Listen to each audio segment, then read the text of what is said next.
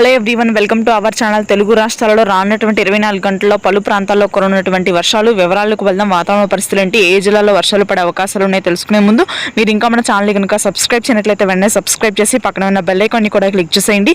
ఇక లేట్ చేయకుండా వివరాల్లో కనుక వెళ్ళినట్లయితే బంగాళాఖాతంలో ఏర్పడినటువంటి ఉపరితల ఆవర్తన ద్రోణి బలపడింది.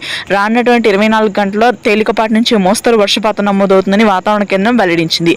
అయితే ముఖ్యంగా చలి తీవ్రత మాత్రం భారీగా పెరగనుంది. తెలంగాణ అదేవిధంగా ఉత్తర కోస్తా జిల్లాలో కనిష్ట స్థాయికి ఉష్ణోగ్రతలు పడిపోనున్నాయి. ఉత్తర తెలంగాణలోని ఆదిలాబాద్, నిజామాబాద్, నల్గొండ, ఖమ్మం, భద్రాద్రి, కొత్తగూడెం, మేడ్చల్, మంచిర్యాల ప్రాంతాలు, హైదరాబాద్లోని చాలా ప్రాంతాల్లో కనిష్ట స్థాయికి ఉదయం 14 డిగ్రీల వరకు ఉష్ణోగ్రతలు పడిపోయి చలి తీవ్రత భారీగా పెరగనుంది. ఇక ఆ తర్వాత తేలికపాటి వర్షాలు కూడా నమోదు కానున్నాయి హైదరాబాద్ నగర ప్రాంతంలో. అయితే ఉత్తర బంగాళాఖాతంలో కొనసాగుతున్నటువంటి ఉపరితల ఆవర్తన ద్రోణి అల్పపీడనంగా మారనుంది. దాదాపుగా రానున్నటువంటి 5 రోజుల్లో తుఫానుగా మారే అవకాశం ఉందని, దీని ప్రభావంతో రాయలసీమ, దక్షిణ కోస్తా, అదేవిధంగా మధ్య కోస్తా జిల్లాలో కుండపోత నుంచి అతి భారీ వర్షాలు నమోదయ్యే అవకాశం ఉందని వాతావరణ కేంద్రం వెల్లడించింది.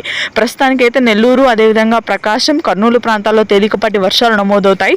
మధ్యాంధ్ర, గుంటూరు, కృష్ణా, కోనసీమ, శ్రీకాకుళం, విజయనగరం, ఉత్తరాంధ్ర ప్రాంతాల్లో పూర్తి స్థాయిలో పొడి వాతావరణం ఉంటుంది. Thanks for watching.